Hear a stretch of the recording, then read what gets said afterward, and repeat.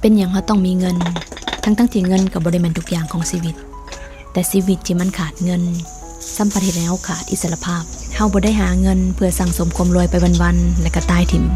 แต่สั่งสมเงินเพื่อสร้างคุณค่าให้กับชีวิตการมีเงินมันดีอย่างหน่อยก็ตัดความกังวลในชีวิตไปหลายๆเรื่องเลยจริงๆสมบัติในโลกใบนี้มันก็เป็นของกลาง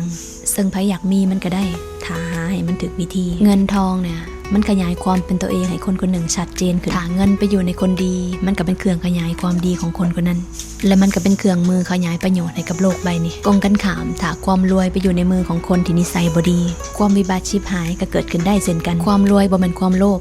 ถ้าเฮาหามันมาโดยความถูกต้องแต่มันจะเป็นความโลภทันทีถ้าเฮาไปเบียดเบียนเอาของผู้อื่นเสพสุขสัวคราวแต่ทุกข์ในบั้นปลาย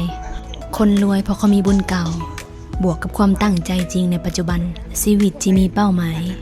ก็คือการเดินทางไกลที่หัวทางหนาคือไสสนะถ้าทุกมื้อเนี่ยเราใช้ชีวิตเลื่อนลอยคอยแต่วาสนาว่ามื้อใดจะมาถึงแบบนี้เขาเอิ้นว่าคนเพ้อฝัน